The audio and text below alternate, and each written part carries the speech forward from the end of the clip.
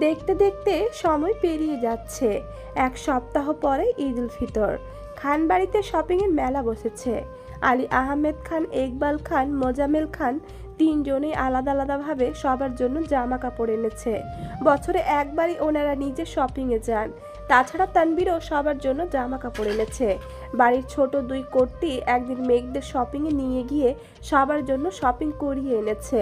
মেঘের already ৫-৬টা set dress হয়ে গেছে, তবে কাঙ্ক্ষিত ব্যক্তির থেকে এখনও কিছু পাওয়া হয়নি, তাই মেঘের মন তেমন ভালো না। আবিরদের পাঞ্জাবি টি শার্টের কাজ কমপ্লিট, এখন শুধু দেওয়ার অপেক্ষা। আজ সকাল থেকে তানবীর আবিরকে খুঁজছে। আবির রাকিবদের বিয়ের শপিং করতে বেরিয়েছে। আবির দুপুরের দিকে বাসায় আসতেই তানবীর ছুটে গেল। আবির নির্বিকার ভঙ্গিতে জিজ্ঞেস করলো, কি হয়েছে তোর? তানবীর অনচ্ছ হেসে বলল, ওর জন্য একটা ড্রেস কিনেছি, কিভাবে দিব বুঝতে পারছি না, হেল্প করো। আমার হেল্প করতে হয় কেন? সামনে যেতে না চাইলে নিজের বুদ্ধি কাজে লাগা। মানে তোর বোনকে যেভাবে গিফট পাঠিয়েছিলি সেভাবেই পাঠা। ও যদি না পড়ে এত চিন্তা করলে অকালে চুল পেকে যাবে। তোর কাজ গিফট দেওয়া, একসেপ্ট করবে কিনা সেটা তার বিষয়। ঠিক আছে। তানবীর বন্যার ঠিকানা দিয়ে ড্রেস কুরিয়ারে পাঠিয়ে দিয়েছে। কুরিয়ার থেকে বক্স নিয়ে বন্যার রুমে গেল। সন্দেহ নিয়ে বক্স খুলতেই বিশাল গর্জিয়াস এক ড্রেস বের হলো। ড্রেসের ওজনই বলে দিচ্ছে ড্রেসটা অনেক দামি। বন্যা সঙ্গে সঙ্গে মেঘকে কল দিয়ে সব ঘটনা খুলে বলল। মেঘ অচতুর কণ্ঠে বলল, গিফট কে পাঠালো সেটা বড় বিষয় না, গিফট পেয়েছিস এটা নিয়েই খুশি থাক। এত দামি ড্রেস কি করব আমি? কেউ হয়তো ভুলে পাঠিয়েছে। মেঘ তড়িৎ বেগে বলল, আরে বোকা, ঠিকানা তোর বাসার, ফোন নাম্বার তোর, মানে কেউ ইচ্ছে করেই তোকে পাঠিয়েছে। আমি এর ড্রেস পরবো না, যেভাবে আছে সেভাবেই রেখে দিব। মেঘ সঙ্গীনভাবে থমকে ওঠে। তুই ড্রেসটা না পরলে মজাটা করব কিভাবে? কিসের মজা? তুই ড্রেসটা পরে ছবি তুলে একটা ছবি ফেসবুকে পোস্ট করবি, তারপর দেখব পরিচিত মানুষের বাহিরে কে তোর ছবিতে রিঅ্যাক্ট দেয়, সেখান থেকে খুঁজে নিব মনে মনে কে তোকে পছন্দ করে, আর কোন বড়লোক বাপের ছেলে এত দামি ড্রেস তোর জন্য পাঠায়। আমি পারবো না। চুপ, আমি যা বলছি তাই হবে। এই ব্যাপারে আমি আর কোনো কথা শুনবও না, মানবও না। কি রে, তোর আবার কি হলো? না, দেখছিলাম আবির ভাইয়ের স্টাইলে কথা বললে কেমন লাগে। রাখি এখন, টাটা। আচ্ছা টাটা। আগামীকাল ঈদ। মেঘ এখনো অপেক্ষায় আছে আবির তাকে একটা ড্রেস গিফট করছে, আর সেটা মেঘ ঈদের দিন সকালে পরবে, অথচ আবির এখনও ড্রেস দিচ্ছে না। এদিকে দুপুর থেকে হালেমা খান মেঘদের পার্লারে যেতে বলছেন মেহেদি দেওয়ার জন্য। বুকিং দিয়ে রেখেছে আরও 1 মাস আগে, কিন্তু মেঘের পার্লার যাওয়াতে মনোযোগ নেই। এক ফাঁকে মেঘ ছুটে গেল আবিরের রুমে। আবিরকে ডেকে বলল, আবির ভাই, আপনি আমায় মেহেদি দিয়ে দিবেন না কেন? মেহেদি আর্টিস্ট কোথায়? আর্টিস্টদের কাছে দিব না, আপনি রাতে দিয়ে দিবেন। আমি পারবো না। মিমকে নিয়ে তাড়াতাড়ি মেহেদি দিতে যা, ইফতারের আগে আগে চলে আসিস। মেঘ কাঁদো কাঁদো কণ্ঠে বলল, মাইসা আপুর বিয়েতে আপনি কত সুন্দর করে মেহেদি দিয়ে দিয়েছিলেন, আজকে একটু দিয়ে দেন না প্লিজ।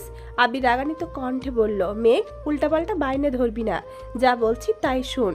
মেঘ মন খারাপ করে নিজের রুমে চলে গেছে। মেহেদি দিবে না বলার পরেও বাড়ির সবাই জোর করে পার্লারে পাঠিয়েছে। সন্ধ্যার দিকে বাসায় ফিরেই মেঘ দেখলো তার বিছানার ওপর একটা শপিং ব্যাগ রাখা। শপিং ব্যাগে 2টা ড্রেস, একটা হলুদ রঙের আর একটা গাঢ় নীল রঙের। 2টা ড্রেসই খুবই সুন্দর, তবে মেঘের নীল ড্রেসটা বেশি পছন্দ হয়েছে। মেঘ ড্রেস দেখতে দেখতে আজান পড়ে গেছে। মেঘ দ্রুত ইফতার করতে চলে গেছে। ইফতার করে রুমে এসে নামাজ শেষে আবারও ড্রেসগুলো দেখছে। আবির এসার নামাজ পড়তে বের হতেই মেঘ আবিরের জন্য ডিজাইন করা 2টা পাঞ্জাবি আর টি শার্টগুলো আবিরের রুমে রেখে আসছে। তানবীরের রুমেও একটা পাঞ্জাবি আর একটা টি শার্ট রেখে আসছে। আবির কিছুক্ষণ পর রুমে এসে দেখলো পাঞ্জাবির ওপর ছোট একটা চিরকুট। হাতে নিয়েই দেখলো এতে লেখা, আপনার স্প্যারোর দেওয়া প্রথম পাঞ্জাবি।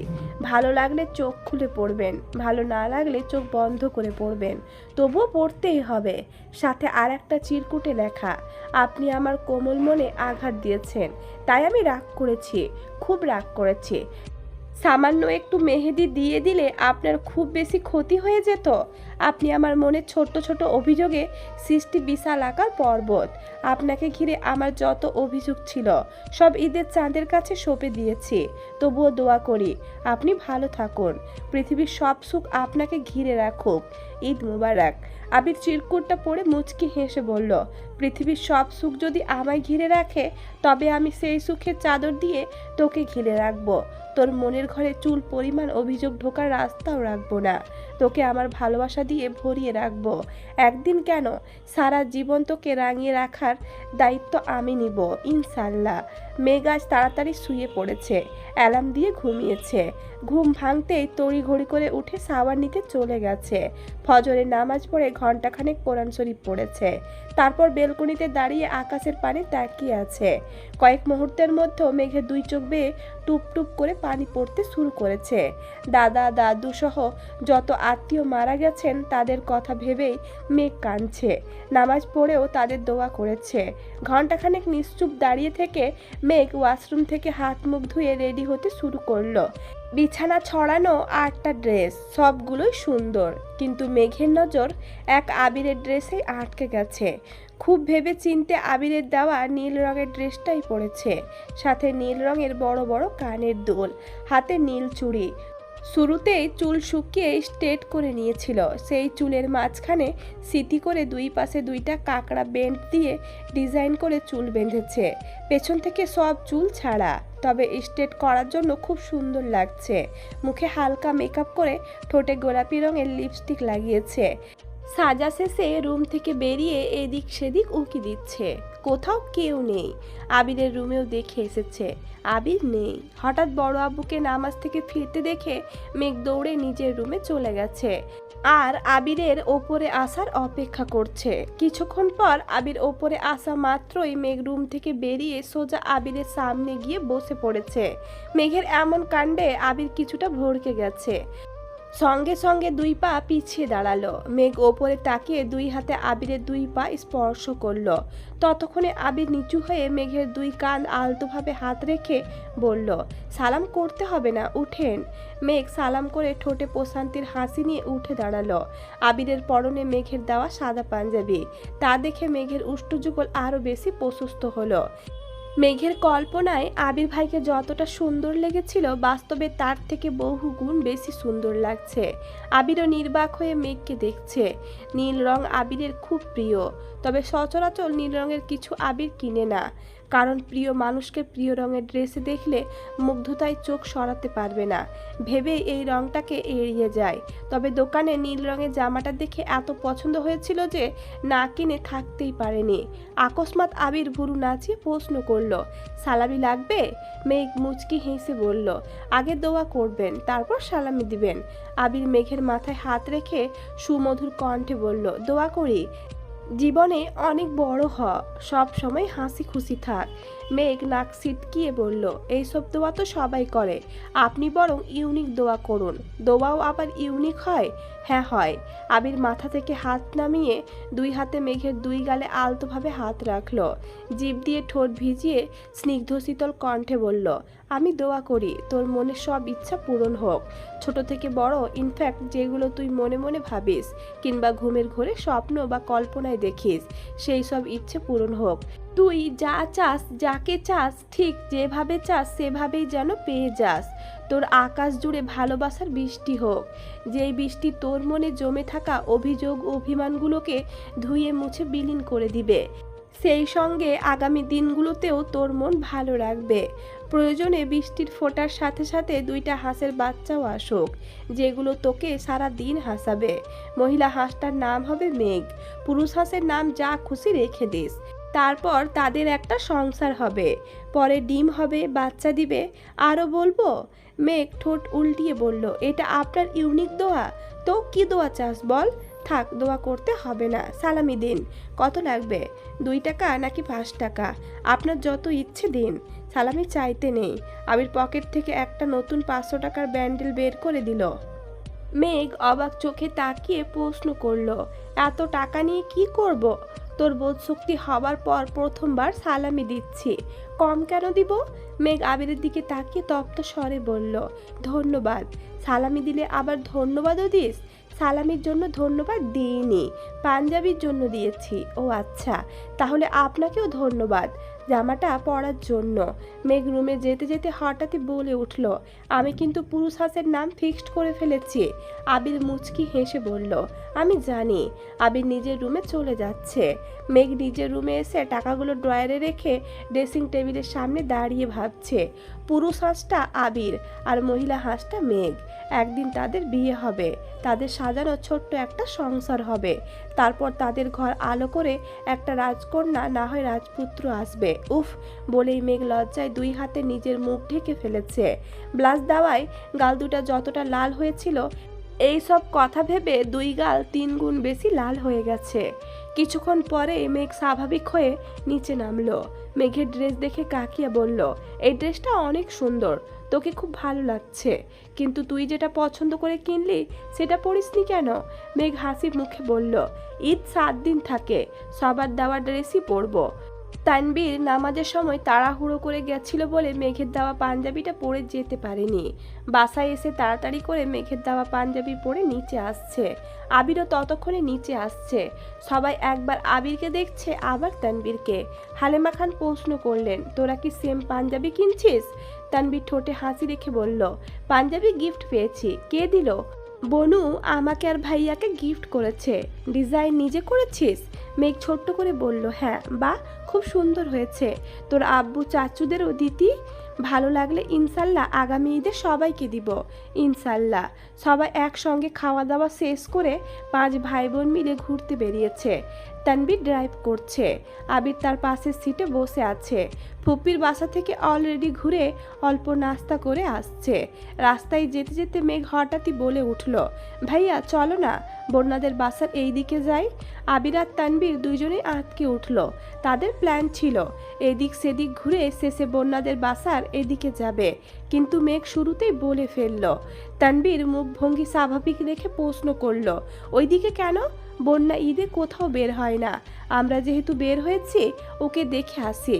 আবির মৃদু হেসে বলল, শুধু দেখে আসবি কেন, ওকে নিয়ে আসিস, সবাই একসঙ্গে ঘুরবো। আচ্ছা বলবো ওকে। তানবীর বন্যাদের বাসার উদ্দেশ্যে রওনা দিল। আবির পাশে বসে ফোনে কিছু একটা করছে আর তানবীরের সাথে টুকিটাকি গল্প করছে। হুট করে আদি বলে উঠল, আবির ভাইয়া তুমি আমাকে সালামি দাওনি কেন? আদির কথা শুনে মিম মেঘ দুইজনেই চমকে উঠেছে। মেঘ মনে মনে ভাবছে, আপনি আমাকে এত এত টাকা সালামি দিলেন অথচ আদিদের দিলেন না, এটা কি ঠিক হলো? আবির ভুরু গুটিয়ে গম্ভীর কণ্ঠে বলল, আমি নামাজে যাওয়ার আগেই তোদের সালামি কাকিয়ার কাছে রেখে গেছি। কাকিয়া ব্যস্ত তাই হয়তো মনে নেই, বাসায় গেলে পেয়ে যাবি। তাছাড়া গতকাল তোদের রুমে ড্রেসও রেখে আসছি, দেখিসনি? মিম তড়িৎ বেগে বলল, হ্যাঁ দেখেছি, ড্রেসটা খুবই সুন্দর হয়েছে, রাতে পরবো। আদিও বলে উঠল, শার্টটা রাতেই দেখেছি, থ্যাংক ইউ ভাইয়া। তানবীর ঠাট্টা স্বরে বলল, আদি তোর সালামি কত হলো? আদি মুখ ফুলিয়ে বলল, তোমাকে কেন বলবো, আমি রাতে ঘুমালে তুমি নিয়ে যাইতা। তানবীর হেসে বলল, সে আমি এখনো তোর থেকে নিতে পারি, নিব? আদি চিৎকার দিয়ে উঠল, না। আবির মেকি স্বরে বলল, ধুর, তানবীর তোর সালামি নিয়ে কি করবে? আদি মুখ ফুলিয়ে বলল, একবার নিয়ে গেছিল। আবির ভুরু কুচকে সন্দেহর দৃষ্টিতে তানবীরের দিকে তাকালো। তানবীর হেসে বলল, আরে ভাইয়া ব্যাপারটা তেমন না তো। কেমন? তখন আদি আরো ছোট ছিল। আদি আমার কাছে সালামি চাইছে, তো আমি বলছি তুই যত সালামি পেয়েছিস আমি একাই ততটা দিব। আদি যেন তার সালামি আমাকে দেখায়। তারপর আদি বের করে দিল সব। তখন মজা করে আমি একবার বলছিলাম, এখন যদি তোর সালামি আমি নিয়ে যাই তাহলে কেমন হবে? বলছি না মরেছি। আদি কাঁদতে কাঁদতে ফ্লোরে গড়াগড়ি শুরু করেছে। আমার পকেটে যত টাকা ছিল আমি সব দিয়ে দিয়েছি, তবু আদির কান্না থামে না। আব্বু বড় আম্মু ইচ্ছে মতো আমাকে ঝাড়ছে, তবু আদিকে থামাতে পারিনি। প্রায় 30 থেকে 40 মিনিট মাটিতে গড়াগড়ি করছে। আমি সেই দিনই মনে মনে কানে ধরেছি, আর যাই করি সালামি নিয়ে কোনো মজা করব না। এরপর থেকে ঈদের দিন গোসল করে রেডি হওয়ার আগেই ওদের সালামি দিয়ে দিই। হাতে যত থাকে ততই দিই, ভালোবাসা আর দেখাতে যাই না। তানবীরের কথা শুনে সবাই হাসছে। ততক্ষণে বন্যার বাসার কাছে চলে আসছে। মেঘ গাড়ি থেকে নেমে বলল, আমি যাই, তোমরা গাড়িতেই বসো। মিম পেছন থেকে ডেকে বলল, আপু আমি তোমার সাথে আসি। মেঘ আস্তে করে বলল, আয়। আদিও বলে উঠল, আমিও আসি। আবির এবার গম্ভীর কণ্ঠে ধমক দিল, কি শুরু করছিস? মিম, আদি তোরা কেউ যাবি না। মেঘ তুই যা। মেঘ ভেতরে চলে গেছে। মিম আর আদি গাড়িতেই বসে আছে। বন্যাদের বাসায় কলিং বেল চাপতেই বন্যার ছোট ভাই এসে দরজা খুলে দিল। মেঘকে দেখে উত্তেজিত কণ্ঠে বলল, ঈদ মোবারক আপু, সালামি দিবা না? মেঘ হাসি মুখে একটা 500 টাকার নোট বের করে দিল। আবিরের দেওয়া বান্ডিল যেভাবে দিয়েছিল মেঘ সেটাকে সেভাবে গুছিয়ে রেখে দিয়েছে। হাতে যা কিছু টাকা ছিল সেখান থেকে মিম আর আদিকে সালামি দিয়েছে। মেঘ বন্যার আব্বু আম্মুকে সালাম করে দ্রুত বন্যার রুমে চলে গেল। বন্যা একা একা সেলফি তুলছে। পরনে বন্যার আব্বুর দেওয়া একটা 3 পিস, বিছানার ওপর তানবীরের দেওয়া দামি ড্রেসটা পরে আছে। বন্যা মেঘকে দেখে এগিয়ে এসে বলল, ঈদ মোবারক বেবি, তুই আমাদের বাসায় একা আসছিস? মেঘ মুখ বেঁকিয়ে গম্ভীর কণ্ঠে বলল, ঈদ মুবারক। ঈদের দিন আমাকে একা বের হতে দিবে তোর মনে হয়? আবির ভাই, ভাইয়া, মিম, আদি সবাই আসছে। ওরা নিচে গাড়িতে। ওনাদের ভেতরে নিয়ে আসিসনি কেন? চল ওনাদের ডেকে নিয়ে আসি। ওনাদের আসতে হবে না, তুই রেডি হ, তোকে নিয়ে ঘুরতে যাব। আমি তোর ভাইয়াদের সাথে কোথাও যাব না, সরি। মেঘ রাগী ভাব নিয়ে বলল, কেন? আমার ভাইরা কি বাঘ নাকি ভাল্লুক যে তোকে খেয়ে ফেলবে? চল, আর ওই ড্রেসটা পরে যাবে, আমি তোকে সুন্দর করে ছবি তুলে দিব, তারপর যা বলছিলাম তাই করব।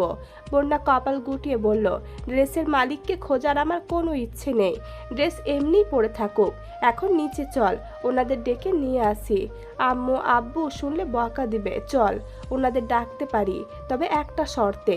তুই যদি বলিস তুই আমাদের সাথে ঘুরতে যাবি, তবে ওনাদের ডাকবো। আর ঘুরতে গেলে অবশ্য এই ড্রেসটা পরে যেতে হবে, আমি এই ড্রেস পরতে পারবো না। তাহলে আমিও চলে যাচ্ছি। যাওয়ার সময় কাঁদতে কাঁদতে আঙ্কেল আন্টিকে বিচার দিয়ে যাব যে তুই আমার সাথে খুব বাজে আচরণ করেছিস আর তোদের বাসায় আসতে নিষেধ করেছিস। বন্যা মেঘের হাত ধরে আটকে দিল। গম্ভীর কণ্ঠে বলল, এই ঢঙি মেয়ে, আমি তোকে কখন কি বললাম? মেঘ দাঁত কেলিয়ে হেসে বলল, তুই বলিসনি, তবে আমি ঠিকই বলবো। আমি ভাইয়াদের বলে তোদের বাসা পর্যন্ত নিয়ে আসলাম, আর তুই আমাদের সাথে যেতে রাজি হচ্ছিস না? তুই এত নিষ্ঠুর বন্যা। হয়েছে হয়েছে, আর ঢং করতে হবে না, আমি যাব। শান্তি, এখন চল ওনাদের বাসায় নিয়ে আসি। মেঘ হাসি মুখে বলল, তোকে যেতে হবে না, তুই ওই ড্রেসটা পরে তাড়াতাড়ি রেডি হ, আমি নিয়ে আসছি ওনাদের।